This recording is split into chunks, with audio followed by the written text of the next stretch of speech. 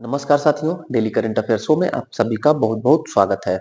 आज 21 दिसंबर 2025 की तारीख है। आज का करंट अफेयर और उसका स्ट्रैटेजी की स्टूडियो में हम लोग पढ़ा जाएगा। उससे पहले डेली की तरह कल के करंट अफेयर का क्विक रिवीजन हम करते हैं। तो कल आपसे पहला प्रश्न पूछा गया था, भारत ने किस देश के साथ व्यापक आर्थिक साझेदारी समझौता सेपा पर हस्ताक्षर किया? उत्तर, ओमान देश से समझौता हुआ। अगला प्रश्न, ट्रैवल और leisure India and South best awards 2025 में घरेलू सर्वश्रेष्ठ घरेलू एयरलाइन का खिताब जीता एयर इंडिया ने। तीसरा प्रश्न पूछा गया था, बैंक ऑफ अमेरिका सिक्योरिटीज की रिपोर्ट के अनुसार दुनिया का सबसे बड़ा एआई एप्लीकेशन का सक्रिय उपयोगकर्ता देश बना हमारा प्यारा भारत। सबसे ज्यादा एआई एप्लीकेशन हमारे भारत में भी होता है दुनिया में। चौथा प्रश्न पूछा गया था, भारत की पहली स्वदेशी ड्राइवर स्वामित्व वाली मोबिलिटी प्लेटफॉर्म भारत टैक्सी को राष्ट्रीय राजधानी क्षेत्र में कब शुरू किया जाएगा? तो जनवरी 2026 से संपूर्ण दिल्ली एनसीआर के क्षेत्र में भारत टैक्सी शुरू होगा। ओला उबर का विकल्प होगा। दुनिया का सबसे अच्छा एयरपोर्ट का खिताब किसने जीता? तो सिंगापुर का चांगी एयरपोर्ट। सिंगापुर का चांगी एयरपोर्ट। अगला प्रश्न, पारंपरिक चिकित्सा पर दूसरा डब्ल्यूएचओ ग्लोबल समिट कहाँ आरंभ हुआ? तो उत्तर डी, नई दिल्ली में। अगला प्रश्न पूछा गया था, पीएम मोदी का वार्षिक संवाद कार्यक्रम परीक्षा पे चर्चा के 9वें संस्करण में कितने रजिस्ट्रेशन हुए? तो 80 लाख रजिस्ट्रेशन अभी तक हुए हैं। ये था साथियों कल के करंट अफेयर का क्विक रिवीजन। अब पढ़ते हैं आज का करंट अफेयर। आज का पहला प्रश्न है, अंतरिक्ष में जाने वाली दुनिया की पहली व्हील चेयर यूजर व्यक्ति बनी। उत्तर होगा Nishi bent house. Nishi bent house साथियों, यह व्हील चेयर यानी कि दिव्यांग है और अंतरिक्ष में जाने वाली पहली महिला दिव्यांग या व्हील चेयर यूजर बनेंगी। तस्वीर आप सामने देख रहे हैं, नाम याद रखिएगा, मिची बेंट हॉस। किस देश की है? तो जर्मनी की है साथियों। देखिएगा, जर्मन एयरोस्पेस इंजीनियर है मिची बेंट हॉस। यह अंतरिक्ष यात्रा करने वाली पहली व्हील चेयर यूजर व्यक्ति बनेंगी। यह साथियों ब्लू ओरिजिन कंपनी के न्यू सेपर्ड रॉकेट से उड़ान भरेंगे। ब्लू ओरिजिन कंपनी के द्वारा जाएंगी, न्यू सेपर्ड रॉकेट से उड़ान भरेंगे। जर्मनी देश की है, नाम मिची बेंट हॉस। तस्वीर के सामने, और व्हील चेयर यूजर बनेंगी, अंतरिक्ष में जाने वाली पहली महिला। इसके अलावा ऑप्शन दिया गया है, इसको देखिएगा साथियों।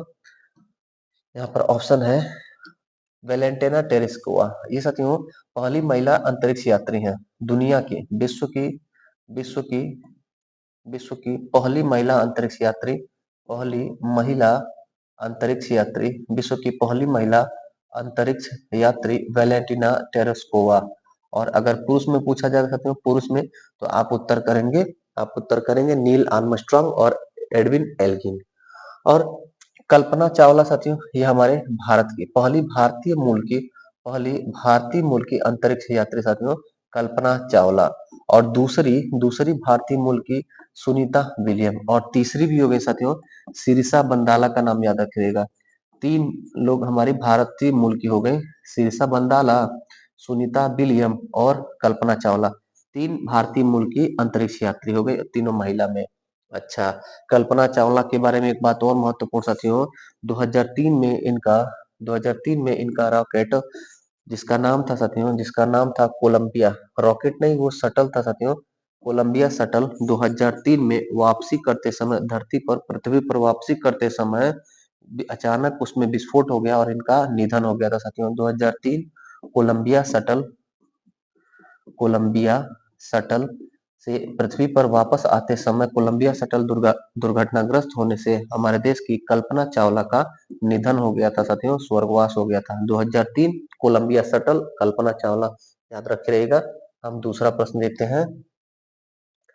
दूसरा प्रश्न पूछा गया है, चर्चा में रहा वीबी जी राम जी विधेयक 2025 का पूर्ण रूप क्या है? बहुत चर्चा में साथियों संसद में वीबी जी राम जी विधेयक।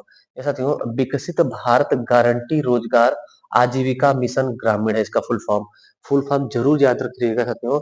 वी से हो जाएगा विकसित, बी से होगा भारत, जी से होगा गारंटी, आर से होगा रोजगार, ए से होगा आजीविका और एम से मिशन और फिर जी से ग्रामीण। ये साथियों उत्तर हो जाएगा हमारा ए। डिटेल देखिएगा, समझ में आ जाएगा बात। 18 दिसंबर 2025 को 18 दिसंबर 2025 को लोकसभा में वीबीजी रामजी विधेयक पास हुआ, जो मनरेगा का स्थान लेगा। मनरेगा जो योजना है साथियों, उसी के स्थान पर वीबीजी रामजी विधेयक पास हुआ है। मनरेगा में जो 100 दिन काम दिया जा रहा था एक वर्ष में, उसकी सीमा भी बढ़ा करके इस योजना में 125 दिन कर दी जाएगी। मनरेगा के बारे में याद रखिएगा, 2 फरवरी 2 फरवरी 2006 को हमारे देश में नरेगा नाम से योजना शुरू होता है। National rural employment guarantee act 2 फरवरी 2006 को। इसके लिए नरेगा एक्ट बना था। नरेगा एक्ट बना था 2005 में। 2005 में एक्ट बना और 2 फरवरी 2006 को लागू होता है। कुछ जिलों में लागू होता है, बाद में फिर 2008 में संपूर्ण भारत में मनरेगा लागू हो जाता है, जिसका पहले नाम नरेगा था। संपूर्ण भारत में कब लागू होता है? 2008 में। फिर बाद में साथियों 2009 में 2 अक्टूबर यानी गांधी जयंती के अवसर पर 2 अक्टूबर 2009 को नरेगा योजना का नाम बदल के महात्मा गांधी जयंती पर इसका नाम मनरेगा कर दिया जाता है। मनरेगा का फुल फॉर्म हो जाएगा Mahatma Gandhi national rural employment guarantee act. इसी का नाम बदल के साथियों, इसी में थोड़ा बहुत संशोधन करके वीबीजी रामजी विधेयक लाया गया है संसद में। अगला प्रश्न देखिएगा। अगला प्रश्न तीसरा प्रश्न पूछा गया है। तीसरा प्रश्न हमारा है, ब्रिक्स 2026 की अध्यक्षता कौन सा देश करेगा? मोस्ट इंपोर्टेंट क्वेश्चन साथियों, ये हमारे परीक्षा में संभावित है, क्योंकि ब्रिक्स शिखर सम्मेलन अगला 2026 वाला हमारे भारत में होगा। हमारे भारत में होगा ब्रिक्स 2026 शिखर सम्मेलन। हुआ क्या साथियों, अभी हाल ही में ब्राजील में 2025 ब्रिक्स शिखर सम्मेलन संपन्न हुआ। वहीं पर ब्राजील ने हमारे भारत को कमान सौंपा अगला ब्रिक्स सम्मेलन कराने का, 2026 का कराने का। डिटेल देखिए, समझ में आ जाएगा। इसके अलावा ब्रिक्स के बारे में जितना प्रश्न हमसे बन सकता है परीक्षा में, वो सब भी कवर हुआ है। देखिए, ब्राजील ने दिसंबर 2025 में ब्रिक्स की अध्यक्षता भारत को सौंपी। यानी 2025 में अध्यक्षता किसने की ब्रिक्स की? तो ब्राजील। 26 में हमारा भारत करेगा। 12 दिसंबर 2025 को 12 दिसंबर 2025 को चौथा ब्रिक्स शेरपा सम्मेलन हुआ था। वहीं पर ब्राजील ने ब्रिक्स की अध्यक्षता हमारे भारत को सौंपी थी। ब्रिक्स का 2024 में जो सम्मेलन हुआ था साथियों, वो रूस में हुआ था। और ब्रिक्स का 2025 में सम्मेलन ब्राजील में, 2025 ब्राजील में, और 2026 अगला हमारे भारत में होगा। ये साथियों 16वां था रूस में 2024, 17वां 2025 में ब्राजील में, और 18वां 2026 में हमारे भारत में होगा ब्रिक्स। ब्रिक्स का पूरा हिस्ट्री जीके देखिएगा। ब्रिक्स जो था पहले इसका नाम ब्रिक था, BRIC। बी से ब्राजील, आर से रूस, आई से इंडिया और सी से चाइना। ब्राजील, रूस, इंडिया और चाइना, चार देशों के द्वारा ब्रिक का गठन हुआ था। इस ब्रिक शब्द को दिया था ब्रिटिश अर्थशास्त्री जिम ओ नील ने 2001 में। ब्रिक शब्द कब दिया गया? 2001 में। किसने दिया था? ब्रिटिश अर्थशास्त्री जिम ओ नील ने। इस ब्रिक का पहला सम्मेलन कब हुआ था? 2009 में। कहां पर? तो रूस में हुआ था। रूस के येकेतिनबर्ग में हुआ था। रूस के शहर येकेतिनबर्ग में हुआ था। फिर 2010 में, अगले साल 2010 में अफ्रीका यानी कि दक्षिण अफ्रीका इसमें जुड़ जाता है। ब्रिक में एस जुड़ जाता है और इसका नाम हो जाता है ब्रिक्स, BRICS। और ये जो नाम है साथियों BRICS, यह क्रमशः जो देश है ब्राजील, रूस, इंडिया, चाइना, साउथ अफ्रीका, क्रमशः यह देश जैसे अल्फाबेट है इसी क्रम में ये लोग अपने अध्यक्षता भी करते हैं, सम्मेलन भी कराते हैं। जैसे ब्राजील में हुआ इस वर्ष, तो अगले वर्ष रसिया में होगा, उसके बाद इंडिया में होगा, फिर चाइना में होगा, फिर दक्षिण अफ्रीका में, फिर से ब्राजील में होगा, फिर रूस में होगा। ऐसे ही क्रमशः यह सम्मेलन की अध्यक्षता होती है। तो आप ऑटोमेटिक समझ जाएंगे कि अगर भारत में 18वां हो रहा है तो 19वां कहाँ होगा? तो हमारे भारत के बाद 19वां होगा चाइना में, यानी 2027 चाइना में होगा ब्रिक्स शिखर सम्मेलन। पिछली बार इंडिया से पहले तो आर आ रहा है गुरुजी, तो आर आ रहा है, तो आर से तो ब्राजील नहीं होता है, रूस में होना चाहिए। तो यहाँ पर थोड़ा सा संशोधन हुआ था, याद रख रहिए। हुआ क्या था कि 2024 में रूस में सम्मेलन हुआ था, और ये सम्मेलन होना था ब्राजील में, लेकिन ब्राजील में साथियों यहाँ पर G20 शिखर सम्मेलन हो रहा था। ब्राजील में G20 शिखर सम्मेलन हो रहा था 2024 में, इसी कारण ब्राजील ने ब्रिक्स का अध्यक्षता करने से मना कर दिया था 2014 में। तो जब ब्रिक्स का सम्मेलन का अध्यक्षता करने से ब्राजील ने मना किया, तो अगला जो आर पड़ रहा है, रूस ने 2024 के सम्मेलन की अध्यक्षता की ब्रिक्स की। फिर अगले साल जो आया 2025, तो फिर से जो है ब्राजील ने कर लिया, जो उसका बकाया था उसको इसने पूरा कर लिया ब्राजील। और फिर ब्राजील से पहले रसिया ने किया था, इस नाते ब्राजील के बाद हमारे इंडिया का नंबर आता है, ठीक ना। तो इस बात को याद रखिएगा कि 2024 में ब्राजील को करना था, तो क्यों नहीं किया, तो ब्राजील अपने यहाँ G20 करा रहा था, इस कारण से इसने मना कर दिया था। अच्छा, कितने सदस्य हैं ब्रिक्स में, तो 1 2 3 4 5 ये सदस्य पहले से थे। और साथियों 2024 में ईरान, यूएई, मिस्र, इथियोपिया, ये 4 देश बने थे सदस्य, और पांचवा बना इंडोनेशिया 2025 में। 2025 में इंडोनेशिया, और 2024 में ये 4 सदस्य बने। इसमें एक देश था साथियों अर्जेंटीना, उसने भी सदस्यता के लिए कहा था, आवेदन किया था, लेकिन बाद में उसने मना कर दिया। उसने स्वयं से मना कर दिया कि ब्रिक्स का सदस्य नहीं बनेगा, तो अर्जेंटीना ने मना कर दिया।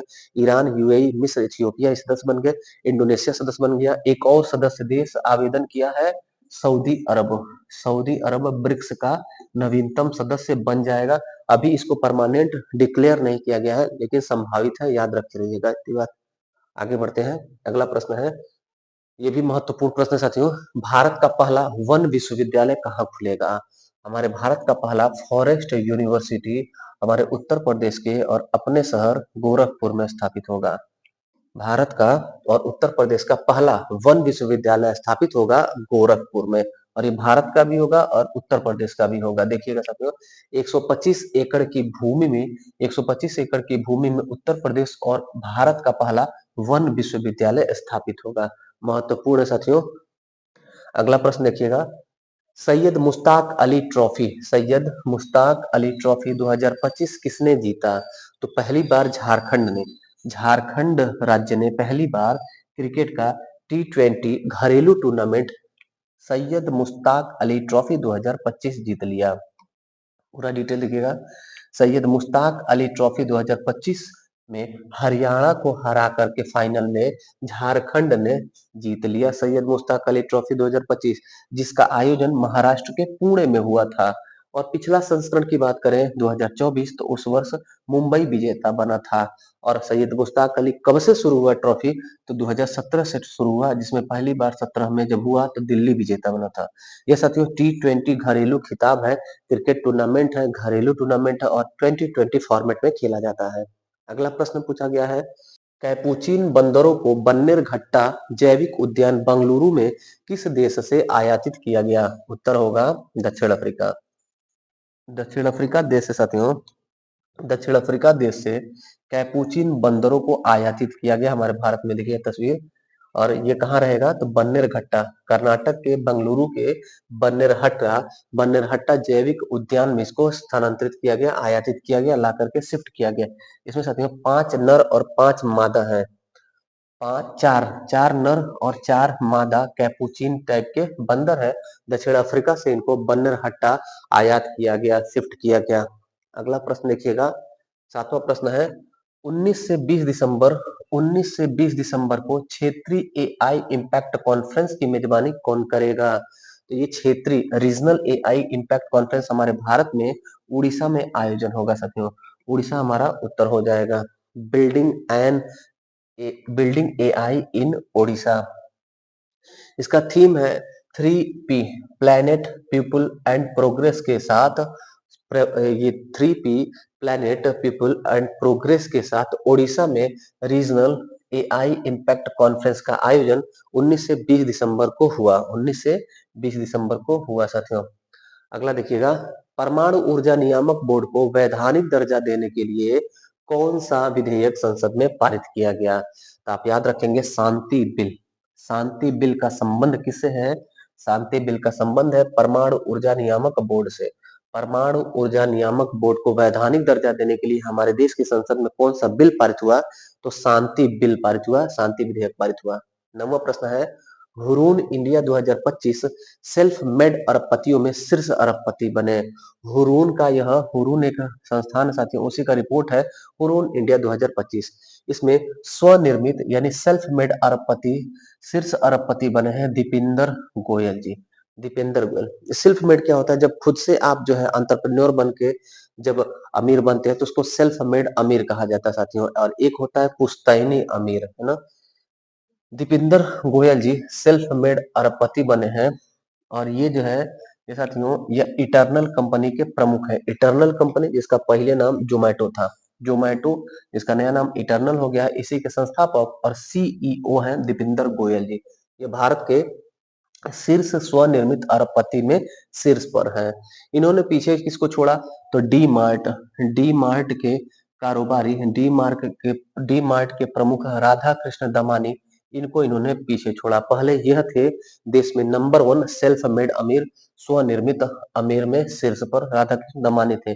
इन्हीं को पीछे छोड़ करके जोमेटो इटर्नल के प्रमुख दीपिंदर गोयल फर्स्ट पर आ गए साथियों। अगला प्रश्न है, NASA international space apps challenge 2025 में वैश्विक विजेता बना।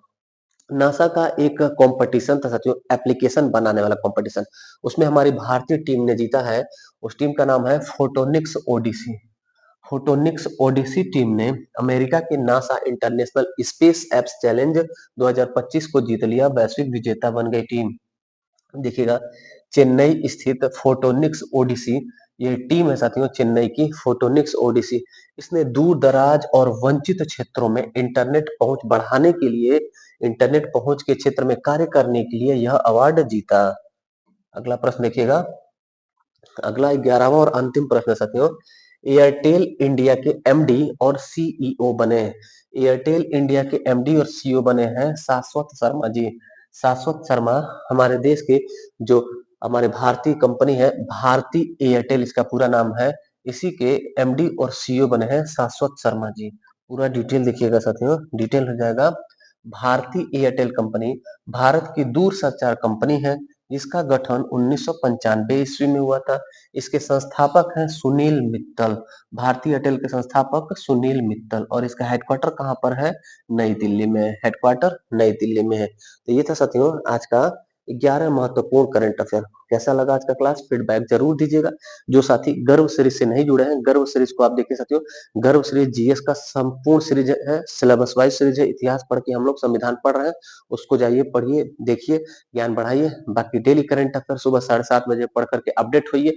10 से 15 मिनट अपने जीवन का एज ए कंपटीटर होने के नाते डेली बाय डेली आप करंट अफेयर पढ़िए साथियों, ताकि आपको कमांड रहे। जब परीक्षा आप देने जाए तो उससे 15 दिन पहले जब वर्ष भर का आप करंट अफेयर पढ़े तो आपको उसमें बोझ न लगे, हौच पौच न हो आपके माइंड में, एकदम क्लियर रहे, परीक्षा में आपको कोई डाउट न रहे। इस नाते साथियों डेली जुड़ करके करंट अफेयर पढ़िए। बाकी मिलते हैं फिर अगले क्लास में, तब तक के लिए धन्यवाद। जय हिंद।